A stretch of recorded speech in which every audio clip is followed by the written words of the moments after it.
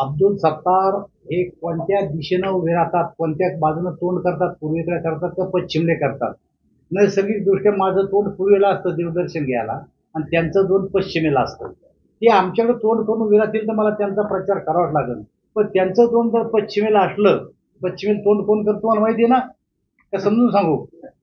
तर मी त्यांचा प्रचार कसा करणार. आमच्या दिशेने तोंड असलं मी त्यांचा प्रचार करणार. म्हणजे आपल्याला वाटतं म्हणजे शिंदे गटात ते कायम राहतील याची खात्री आपल्याला नाही. महायुतीत राहतील स्टेटमेंट संध्याकाळी भेटून चॅनलवर पहा. भाजपमध्ये तोच करून भाजपमध्ये अशा प्रकारचा कोणताही विचार नाही. आम्ही 23 पक्षाचं सरकार चालवलंय. आता तर 23 पक्ष नाहीये आणि महाराष्ट्रामध्ये सुद्धा आम्ही मागच्या 5 पक्षाचं सरकार चालवलंय. त्यामुळं युतीत राहून लोकांची कामं करण्याची आमची सवय जुनीची आहे. त्यामुळं आम्ही कोणाला बाहेर जा म्हणणार नाही. आम्हाला कोणाला बाहेर काढण्याची इच्छा नाही. ज्यांच्यासोबत आम्ही लोकसभा लढू त्यांच्यासोबत आम्ही विधानसभा लढणार. मला असं वाटतं की जरी मराठवाड्यात आम्हाला अपेक्षित यश नसेल मिळालं तरी एकूण महाराष्ट्रामध्ये जे काही सगळ्या राजकीय पक्षाला यश मिळालं तरी फार कोणा एका पक्षाला जास्तीची जागा मिळाल्या असं नाही झालं.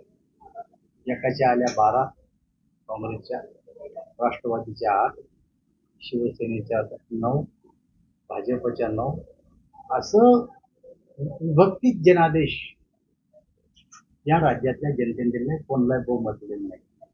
पण जरी असं असलं तरी या देशातल्या जनतेनं या देशाचे प्रधानमंत्री नरेंद्र मोदी यांना जनादेश दिलेला आहे आणि सरकार आमचं मित्र पक्षासह बहुमतात बनलेलं आहे. सरकार आमचं बनलं पण आनंद व्यक्त करतात काँग्रेसवाले की आम्ही यांचा 400 पारचा आकडा पूर्ण उजळला नाही. खरं म्हणजे 400 पारचा आकडा पूर्ण उजळला नाही. जेवढे एनडीएचे घटक पक्ष असतील त्या सगळ्यांची नोंद जेवढे सीट्स निवडून आले तेवढे एकट्या भारतीय जनता पार्टी निवडून आले.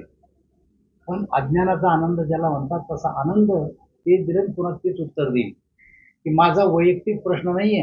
मी 35 वर्ष आमदार खासदार आहे. मी काही पहिला पराभव नाही पाहिला. पराभवाचे धक्के आम्ही अनेक खाल्ले आणि धक्क्यातून आम्ही सावरून पुन्हा पुढचा मोठा धक्का समोरच्याला दिला. सुद्धा परवा त्यांच्या मुखपत्रामध्ये उल्लेख केला होता.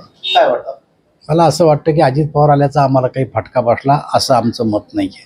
वर्तमानपत्राच्या आधारे जर कोणी म्हणत असेल तो त्यांचा प्रश्न आहे.